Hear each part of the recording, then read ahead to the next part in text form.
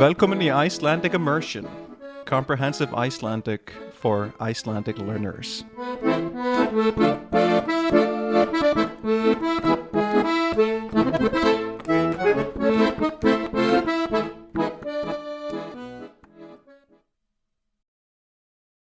Góðan dag og vertu velkomin í þátt númer 72 af þessu hlaðvarpi. Í dag ætla ég að byrja á að játa það að ég misreiknaði aðeins. Ég sagði í öllum síðustu 3 þáttunum að ég þyrfti að taka þættina fyrirfram og langt fram í tíman því ég er að fara í burtu í langan tíma. Það er ennþá satt, en ég hélt að ég væri að koma tilbaka á tíma sem myndi gera mér það kleift. Það er að segja að ég gæti þá tekið upp og gefið út þátt á mjög stuttum tíma. En ég var að skoða flugtímana mína og sá þá að ég væri að koma of seint heim til þess að mér tækist að gera það. Þannig hér er ég að taka upp 4. þáttinn fram í tíman. Mér þykir það nokkuð skrítið og ég vona að þegar ég loksins fer að halda áfram að gera þessa þætti, eða það er að segja að taka þá upp og vinna þá, að þá mun ég ennþá kunna að gera það.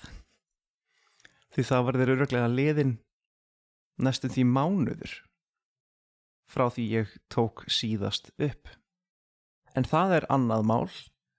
Í dag ætla ég að allavega fylgja því sem ég lofaði í síðasta þætti, að ég ætla að tala um eitthvað allt annað en framburðaratriði. Mér dettur í hug að tala hreinlega um það stress sem að ég er að fara að upplifa núna, því dagurinn í dag er síðasti dagurinn sem ég hef áður en ég fer í langt frí. Og þá þarf að huga að ýmsu sem maður þarf að gera og passa upp á að allt sé rétt gert og að maður sé rétt undirbúinn fyrir svona langt ferðalag. Þannig mér datt í hug að fara bara í gegnum atriðalistan minn eða tékklistan minn og tala um það sem ég þarf að gera í dag til þess að undirbúa þessa ferð. Hver veit nema það komi einhver furðulegur orðaforði fyrir sem þú hefur kannski ekki heyrt áður. En allavega, til að lýsa því sem að ég þarf að gera í dag, þá er það fyrsta að klára að vinna þá vinnu sem ég verð að gera fyrirfram, því ég mun ekki vera í sömu aðstöðu og þegar ég er í fríinu. Það er ekki svo mikil vinna sem ég get ekki gert þegar ég er í fríinu eða þegar ég er í útlöndum. En eitt af því sem ég næ ekki að pakka með mér eða ætla ekki að pakka og taka með mér eru upptöku græjurnar mínar. Þannig hér er ég að gera þá vinnu sem ég þarf að gera fyrirfram. Það er að taka þennan þátt upp. Þannig ég er að tala nokkuð mikið, nokkuð snemma, eins og þið kannski heyrið á röddinni minni. En ok, það sem ég þarf að gera eftir að ég er búinn að gera þessa vinnu er að staðfesta fyllilega alla tíma sem ég þarf að hafa í huga. Ég gerði þetta auðvitað í einhverri mynd þegar ég keypti flugmiðana mína, að vera vissum að ég myndi alveg ná að komast í þau flug sem ég var að panta sem þurftu kannski að tengjast. En núna þegar ég er komin nær ferðalaginu, þá fer það að vera skynsamlegt að komast að því betur hvaða tíma ég þarf að hafa í huga. Núna snýst það ekki lengur bara að vita klukkan hvað flugvélin fer í loftið, en núna þarf ég líka að kynna mér hvað er ég lengi að koma mér frá þeim stöðum sem ég gisti á. Það er að segja heima hjá mér og svo annar staðar. Og á flugvöllin þannig að ég komist að hliðinu mínu á réttum tíma.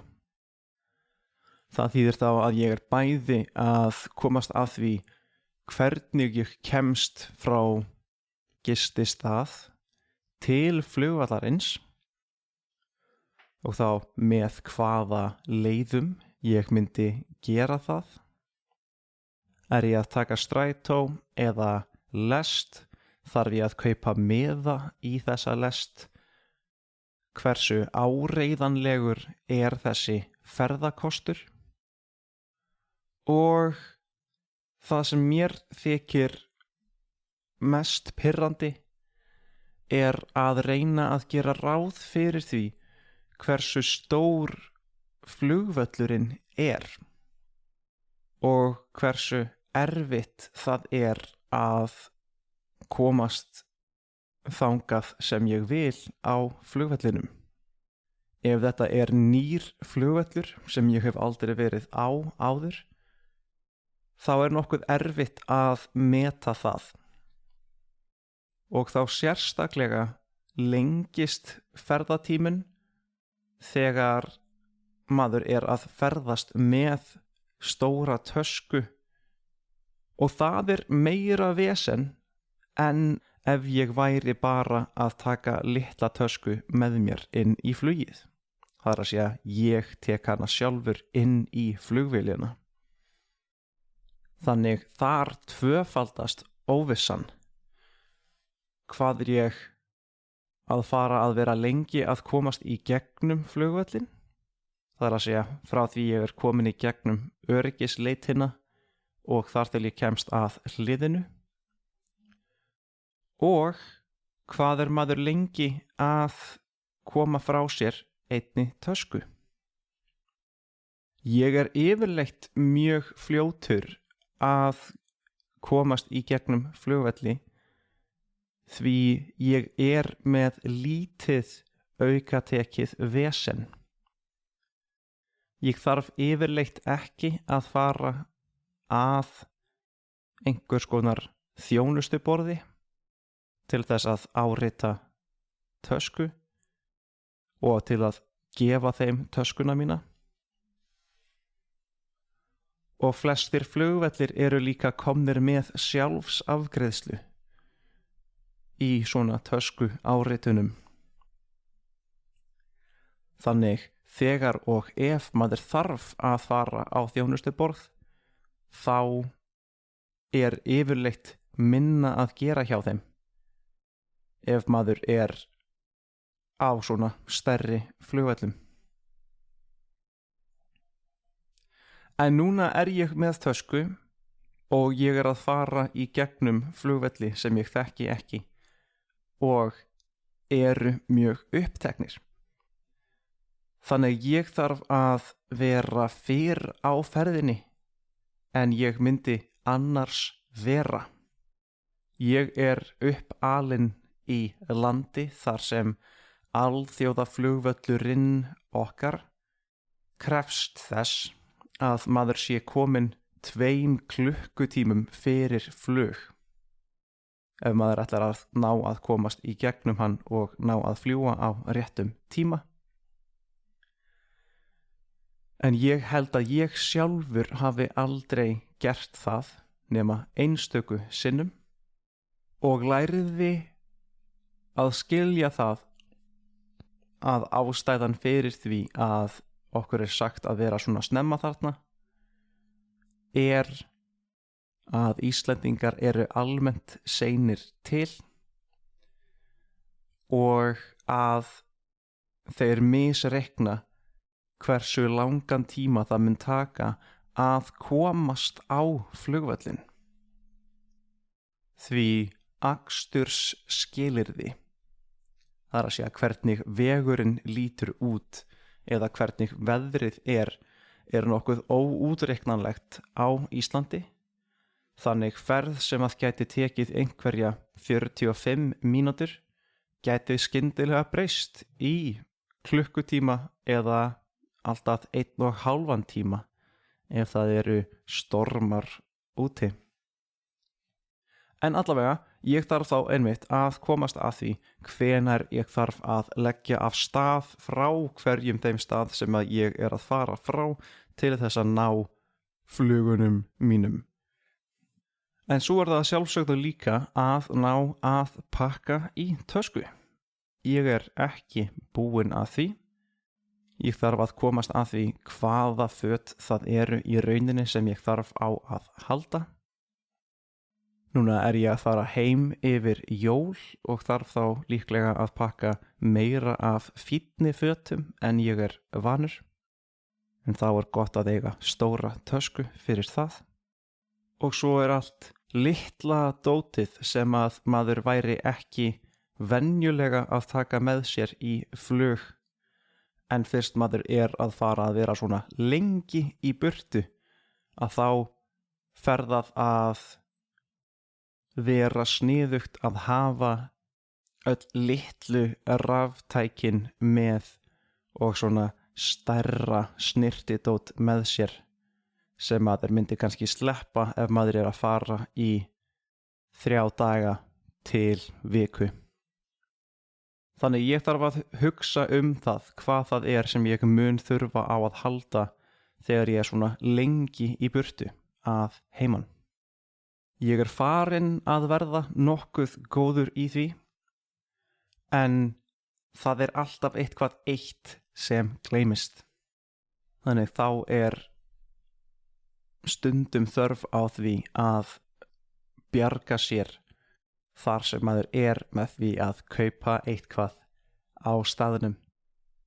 En það síðasta sem kannski mikilvægt að huga að því þegar og ef maður hefur allt þetta með sér, þá mun maður lifa af.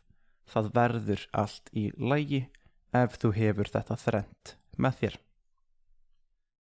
Og það eru margir sem þylja upp þessa möntru næstum því þegar einhver á leiðinni í flug sem einhvers konar síðasta stress athugun og yfirferð hvort að það sé ekki örugglega allt með. Því ef þetta þrennt til staðar þá gengur allt upp. Þetta eru þá síminn þinn, þannig að þú hafir leið til þess að hafa samband við þá aðila sem þú þarft að ná sambandi við. Það veskið þitt, því í veskinu þínu þú líklega með leiðir til þess að borga fyrir þá þjónustu sem þú mundir þurfa á að halda. Eins og ef til dæmis við ímyndum okkur að taskan þín hefur týnst, að þá getur þú bjargað þér í neyð með því að kaupa inn það sem að þú þarft á að halda úr töskunni. Og það síðasta myndi ég segja að væru lyklar, en lyklarnir eru líklega ekki það mikilvægasta. Ef þú hefur veskið þá getur þú náð að borga þig inn til þín með því að kaupa þjónustu af einhverjum lásasmið sem getur hjálpað þér að brjótast inn. En nei, það sem annars mikilvægt að hafa vegabréfið þitt. Það fer eftir því hvar þú ert í heiminum, hversu mikilvægt það að vera með vegabréfið þitt á þér. Sum lönd eru vingjarnlegri en önnur og sum fyrirtæki eru með lægri kröfur en önnur. Mér hefur tekist að fljúga til Íslands án þess að vera með vegabréf þegar mér tókst að komast að því í lestinni á leiðinni í flugið að ég hafði ekki farið í gegnum möndruna og var ekki með vegabréfið á mér. Það var maður heppinn að bæði Danmörk og Ísland eru í sterku og traustu landamæra sambandi, en líka að flugfélagið sem ég fór með á þeim tíma var ekki með kröfur vegabréf. Það dygði að fljúga með öðrum skilríkjum eins og ökuskírteini sem ég var þá heppinn að vera með og vera með á mér. En núna ég að ferðast til lands þar sem ég þarf að fara í gegnum meira landamæra eftirlit. Það fylgst betur með því hverjir fara til landsins og þá líka hvort þeir sem komið til landsins eru ekki örugglega líka að fara frá landinu. Þannig ég þarf vegabréfið mitt til þess að þau geti séð að ég sé sá sem ég er. Þau sjá hvaðan ég og í ofanálag þá þarf ég líka að sækja leyfi til þess að fara þangað. Ég þarf ekki vegabréfsáritun sem langa íslenska orðið fyrir vísa, en ég þurfti að sækja stafrænt dvalarleyfi þar sem ég þurfti að sanna hver ég væri og núna ég með app í símanum sem segir að ég sé með leyfi til þess að vera þarna þangað til eða út 2026 ef ég man rétt. Þannig því bjargað, ég fæ að vera þarna og fara þangað svo lengi sem ég með vegabréfið mitt. Þannig að til að draga þetta allt saman þá þarf ég að klára að taka þennan þátt upp. Ég þarf að athuga á ferðaáætlunum minni. Ég þarf að klára að pakka og svo þarf ég að vera viss að þegar ég fer að ég sé örugglega með allt sem ég nauðsynlega þarf. Þannig að það ekki svo mikið, en það þó nokkuð mikið á sama tíma. Það eru margir hlutir til þess að vera viss þannig að maður nái örugglega að komast vel í gegnum ferðalagið og að maður nái að njóta sín, sem einhvern veginn markmiðið. En það var þá það.